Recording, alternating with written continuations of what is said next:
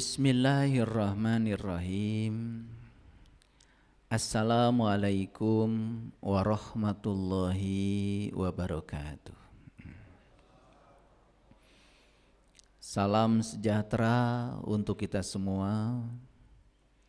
Om Swastiastu, Namo Buddhaya, salam kebajikan, Sampurasun.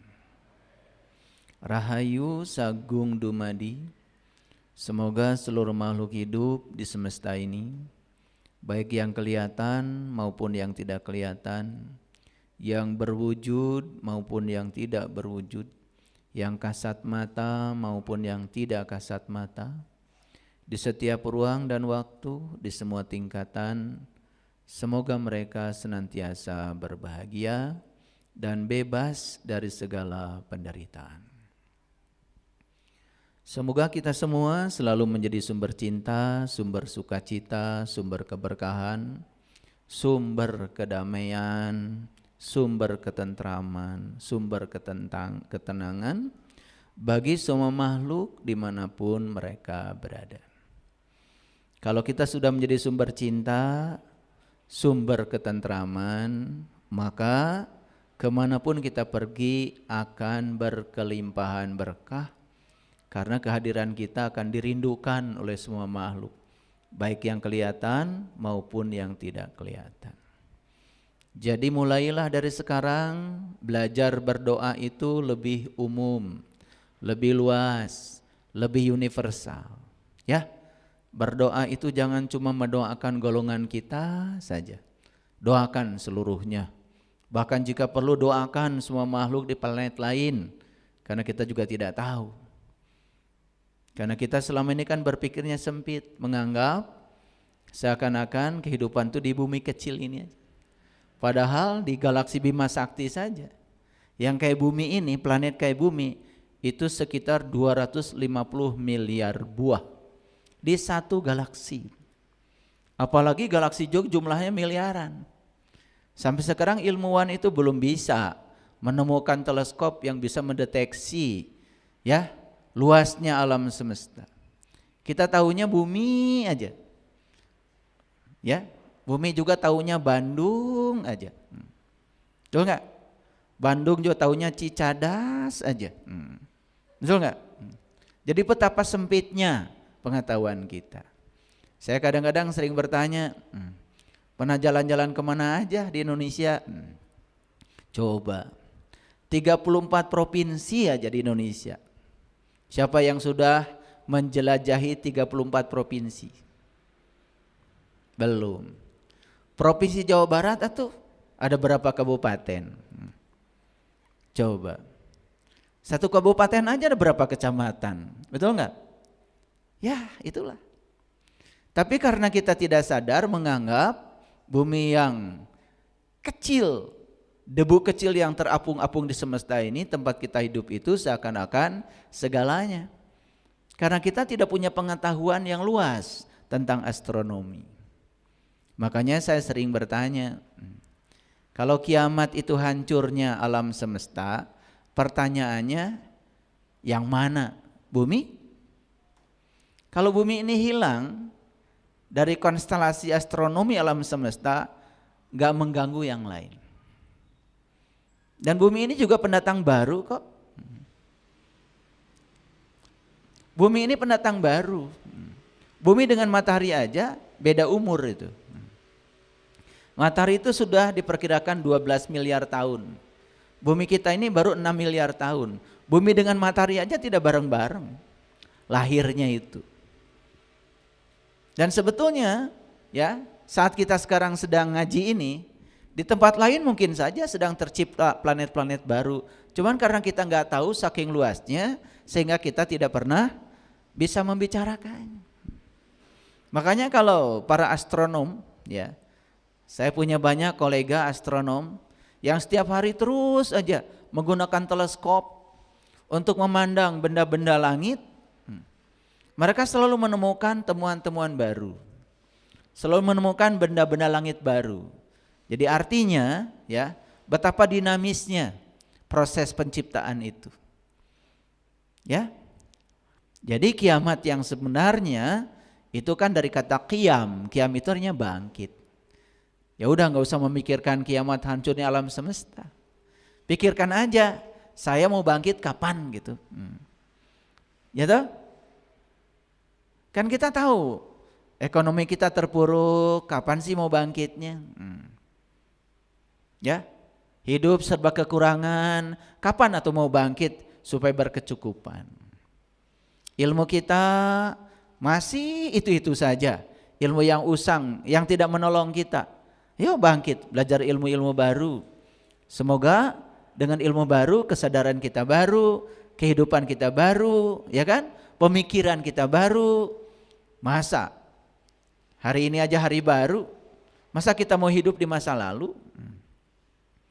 Itulah pentingnya dinamika ya, pentingnya dinamika. Oleh karena itu kita bersyukur hari ini kita masih diberi kesempatan untuk belajar di hari baru ini. Semoga proses belajar kita hari ini membawa berkah untuk kehidupan kita, mengubah kesadaran kita, meningkatkan kualitas hidup kita. Ya, jadi hidup itu bukan sekedar berkembang biak, tapi harus berkembang baik. Ya. Karena ciri hidup begitu, ya, dinamis. Oleh karena itu mari kita bersyukur kepada Allah atas izinnya hari ini kita bisa belajar. Mari kita puji Dia bersama-sama membaca hamdalah. Alhamdulillahirabbil alamin. Mari kita awali proses belajar kita hari ini bersama-sama memohon kehadirannya, memohon Allahnya, memohon ridhonya, memohon berkahnya, seraya membaca basmalah. Bismillahirrahmanirrahim. Hari ini saya akan mengajak kita untuk belajar satu topik kecil dalam kehidupan yang saya beri judul seperti ini. Pemandangan yang menakjubkan selalu datang setelah pendakian. Saya akan bicara dalam dua dimensi. Pertama dimensi umum, nanti kita akan menggunakan ilustrasi-ilustrasi untuk memahami ini. Yang kedua nanti saya akan berbicara lebih dalam lagi secara hakikatnya. Ada yang pernah naik gunung? Biasanya ngos-ngosan ya, apalagi bawaannya banyak, ya, bawa ransel, nasi timbel, ya, segala macam kebutuhan. Makin banyak yang dibawa, tentu saja secara fisika kita akan memerlukan energi yang lebih besar untuk mengangkat tubuh dan bawaan kita ke atas. Mengapa? Karena kita harus melawan gaya gravitasi. Setuju ya? Nah, oleh karena itu mau naik gunung biasanya kan perlu fisik yang kuat, perlu mental yang kuat. Bahkan tidak sedikit ya orang mendaki gunung lalu tersesat karena tidak tahu jalan, tidak tahu arah. Dan kejadian yang semacam ini sering menimpa para pendaki. Saya bicara dulu mendaki gunung secara fisik. Karena di Quran kata gunung itu memiliki dimensi yang luas. Gunung secara fisik itu cuma sekedar simbolisasi dari suatu ketinggian. Tetapi ya gunung yang sebenarnya ya dalam bahasa lain sering disebut dengan Sidratil Muntaha. Sidrah itu artinya sadar, al-muntaha itu penghujung, puncak. Jadi Sidratil Muntaha itu sebetulnya adalah puncaknya kesadaran. Nah, gunung yang harus kita daki sebenarnya yang itu. Belum tentu ya orang yang sering mendaki gunung secara fisik, dia juga mengalami peningkatan kesadaran secara spiritual.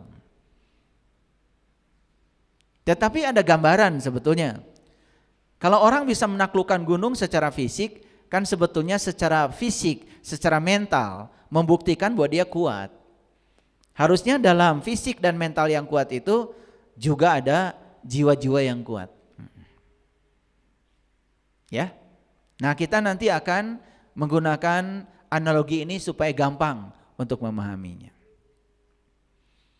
Yang pernah naik gunung ya, jalan menuju puncak gunung, nih kalau ini gunung, ini puncaknya, kan bisa ditempuh lewat selatan, bisa lewat utara, bisa lewat barat, bisa lewat timur. Tentu saja ada banyak jalan menuju puncak gunung. Ya. Nah, sekarang orang yang menempuh puncak gunung dari lewat jalur selatan, lewat jalur utara, lewat jalur timur, lewat jalur barat. Nih perhatikan ya. Kalau belum sampai di puncak gunung, mereka akan melihat pemandangan yang berbeda. Setuju ya? Karena orang yang menempuh lewat jalur selatan, ketika dia masih di punggung gunung, dia akan melihat ke arah selatan. Orang yang menempuh lewat utara, ketika dia masih di punggung gunung, dia juga akan menceritakan pemandangan yang dilihat di sebelah utara, bukan? Begitu juga yang di timur dan di sebelah barat. Jadi kalau dia itu menggunakan alat komunikasi, saling bertanya, yang di selatan tanya, kamu di utara lihat apa? Pasti akan membicarakan pemandangan yang berbeda, bukan? Setuju ya?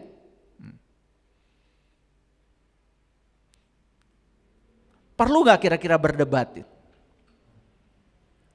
Perlu? Tapi mungkin saja ada yang berdebat, yang melihat ke arah utara, ingin yang melihat ke selatan juga seperti yang dia lihat. Sama, yang melihat ke arah selatan, ya, ingin agar yang melihat ke utara juga seperti yang dia lihat. Bisa kemungkinan terjadi perbedaan pendapat dan berdebat. Padahal yang dia lihat itu, yang mereka lihat dua-duanya benar, bukan? Benar, bukan? Benar. Karena mereka berada di arah yang berbeda. Tetapi kalau ingin memaksakan yang dia lihat itu agar orang lain mengiyakan, itu yang salah. Seperti itu selama ini kita belajar kehidupan. Seperti itu kita belajar agama, belajar spiritual, belajar kesadaran. Baru saja kita jalan, belum sampai di puncak gunung, bahkan baru beberapa meter dari dasar gunung, sudah membuat kesimpulan. Yang saya lihat adalah ini. Begitu orang lain bilang, yang saya lihat itu, langsung menyerang pada orang lain.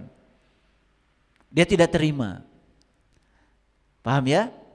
Itulah orang yang sering berdebat, usil pada orang lain yang berbeda, tidak suka pada perbedaan, ingin semua orang lain seperti pendapatnya, merasa pendapatnya paling benar. Sebetulnya itu tanda bahwa dia belum sampai di puncak gunung.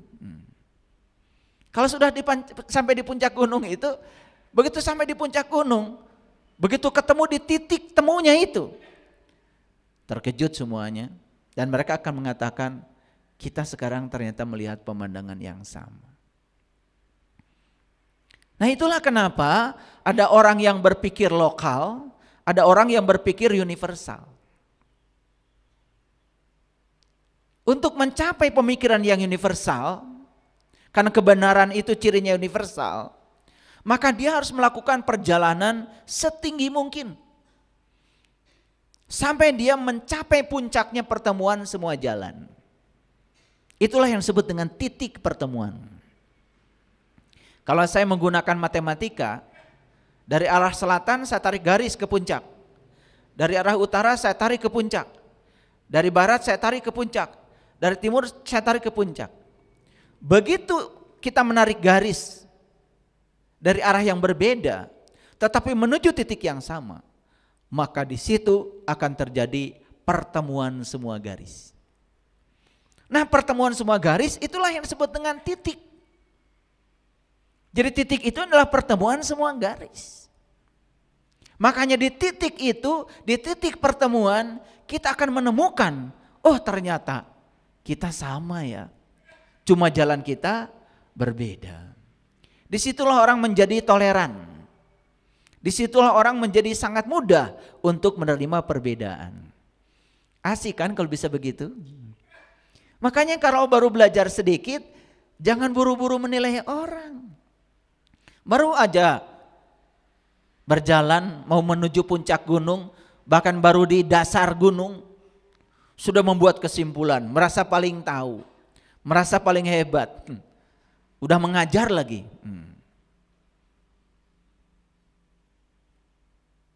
Akibatnya apa yang diajarkan? Yang diajarkan bukan sesuatu yang dia alami, tapi yang diajarkan yang dia ketahui, itu pun hanya tahu dari apa kata orang, disampaikan lagi.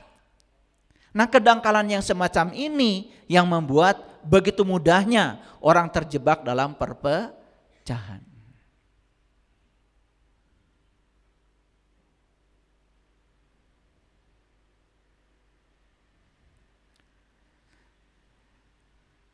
Jadi pemandangan yang menakjubkan itu akan datang setelah pendakian. Saya kasih ilustrasi yang lain. Ada enggak yang punya pengalaman sangat menyakitkan di masa lalu? Ada? Saya lihat wajah-wajahnya sebetulnya ini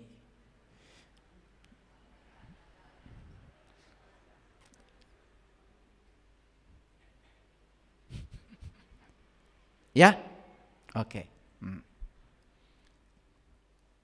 Dulu waktu mengalami peristiwa itu, mungkin kita mengatakan, wah itu musibah. Tapi setelah belajar sedikit-sedikit kesadaran, dikit-dikit aja. Apalagi menyadari, ternyata hari ini saya tidak akan menjadi saya yang hari ini kalau saya tidak melewati fase itu di masa lalu. Dan tidak ada satu fase pun di masa lalu yang bisa kita potong. Karena tidak mungkin saya ada di hari ini kalau tidak melewati fase itu di masa lalu.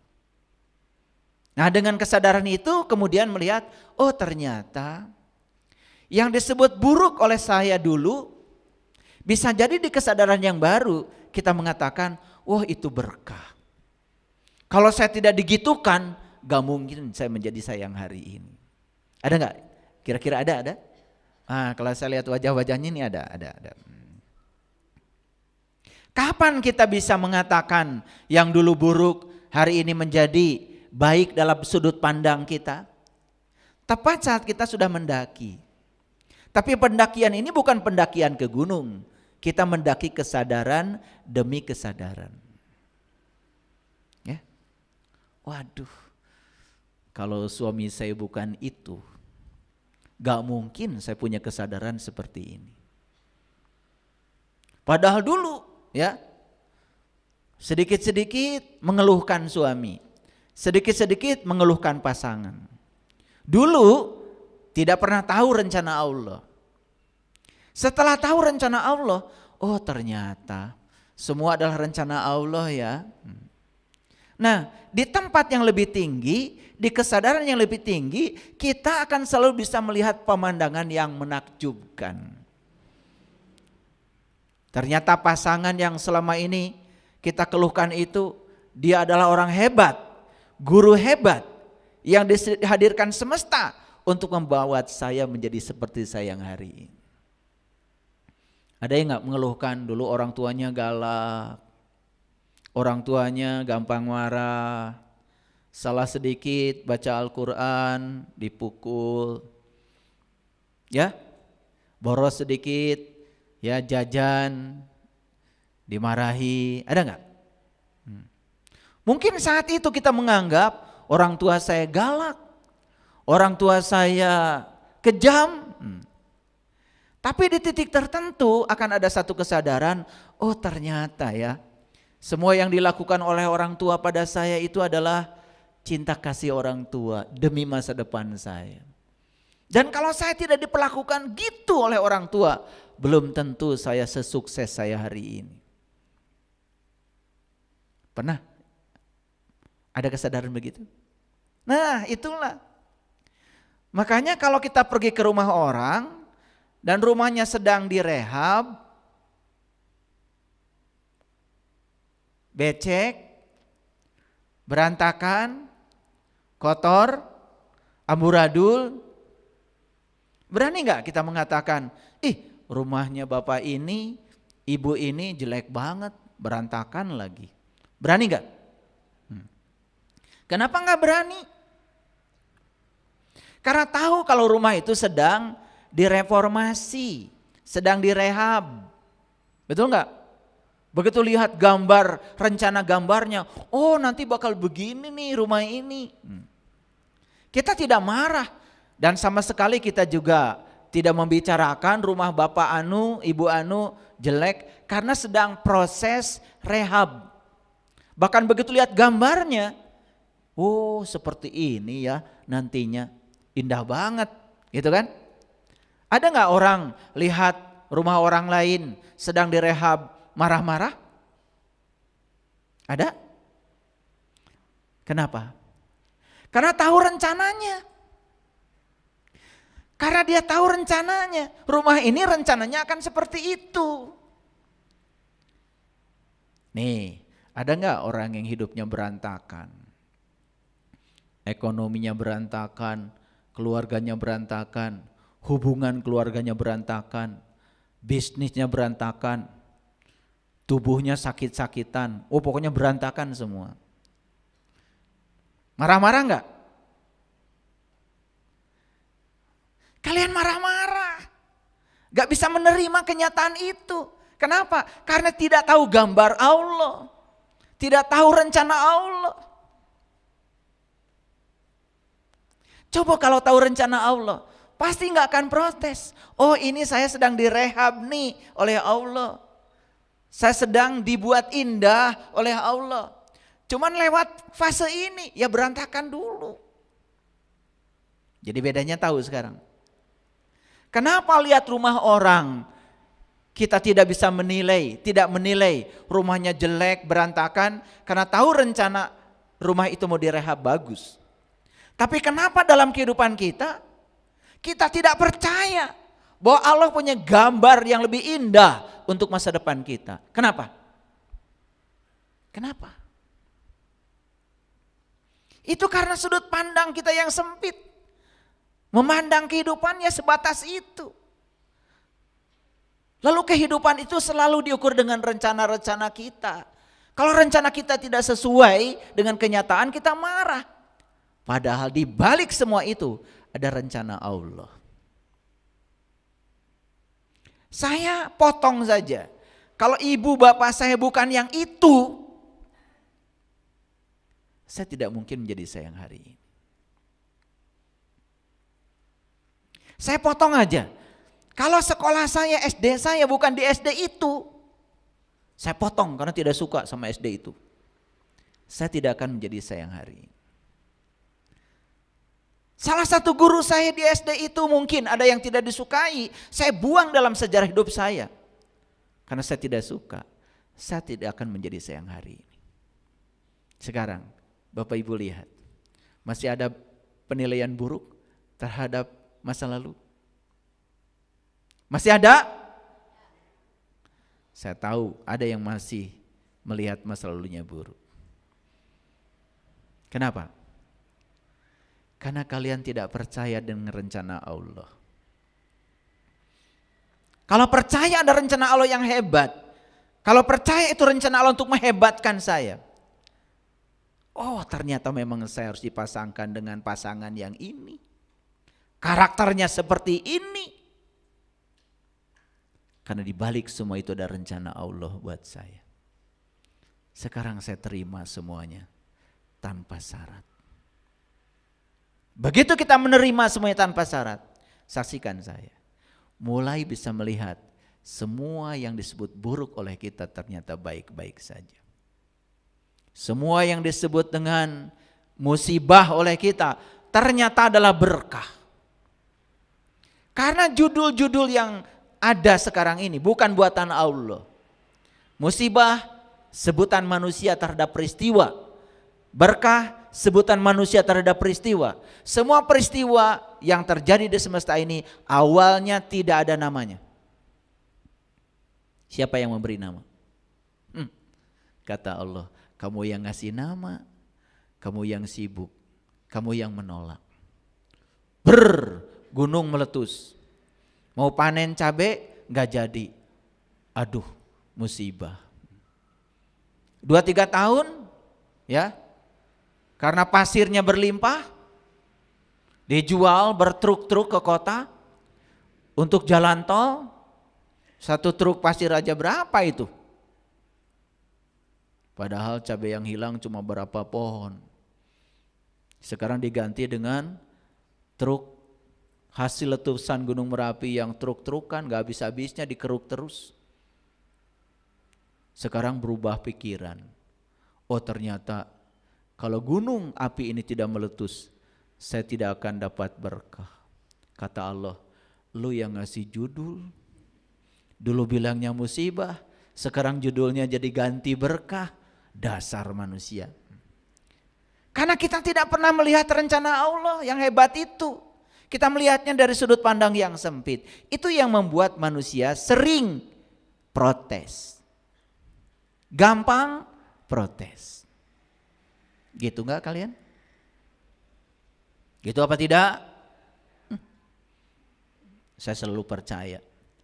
Kalau saya bicara judulnya ini, pasti yang datang hari ini cocok dengan judul ini. Selalu percaya saya. Itulah la haula wala quwata illa billah. Percaya saya. Karena saya kalau berdoa juga sama Allah, ya Allah, jangan izinkan aku menyampaikan ilmu kepada mereka yang tidak butuh. Kalau engkau mengizinkan, hadirkan orang-orang yang butuh apa yang aku bicarakan. Karena saya tidak mau jadi orang zalim. Menyampaikan ilmu kepada yang tidak butuh itu suatu kezaliman kata Nabi. Menahan ilmu dari yang butuh juga suatu kezaliman. Karena saya tidak mau terjebak kezaliman, makanya saya selalu setiap saya mau menyampaikan kajian seperti ini, ya, di dalam batin saya ada satu permohonan. Permohonannya hadirkan orang-orang yang butuh saja. Jadi saya percaya yang datang ke sini tuh yang butuh dan judulnya pasti cocok.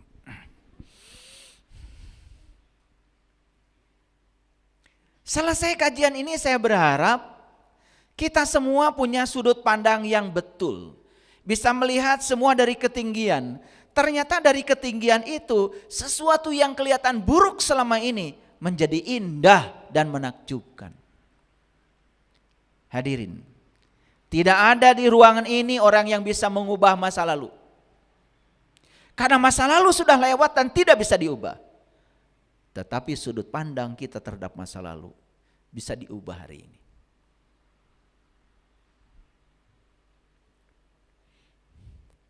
Ya. Saya tahu dari wajah-wajahnya nih masa lalunya pernah sulit. Sampai sekarang bahkan.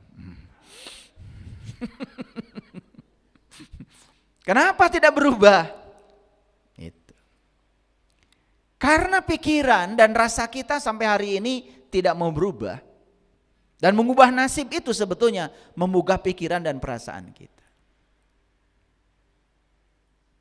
Kemarin saya ngasih pelatihan hidup menakjubkan. Lebih dari 100 orang, padahal kuotanya cuma 100 orang. Spesifik saya bicara tentang dirindukan uang. Selesai pelatihan, pada datang sama saya. Betul yang dibicarakan tadi. Ternyata selama ini saya tidak dirindukan uang karena salah saya. Saya bilang selama ini kamu tidak dirindukan uang, gak punya uang nyalahkan Allah. Iya karena saya tidak tahu. Jadi dipikirnya Allah itu ya cara menentukan rezeki ya ngasih sama si A 10.000, sama si B 20.000, sama si C 50.000. Ya kata Allah ini sayang banget nih sama si ini, kata Allah kasih 10 juta. Allah macam apa yang kayak gitu? Allah tidak pernah pilih kasih. Allah menyediakan rezeki yang sama kok buat semua orang. Menyediakan kebahagiaan yang sama buat semua orang. Bahkan kita dikasih modal yang sama. Semua kita dikasih tubuh yang sama. Dikasih mata yang sama 2, dikasih telinga yang sama 2, dikasih jari tangan yang sama 10, dikasih kaki yang sama 2. Semua kita sama modalnya. Bahkan saat kita lahir diberi kesadaran yang sama. Yang membedakan kita apa? Program yang pernah dimasukkan ke hardware kita yang bernama otak. Oleh siapa? Oleh figur otoritas. Orang tua, ayah, ibu, lingkungan, guru, tempat pendidikan.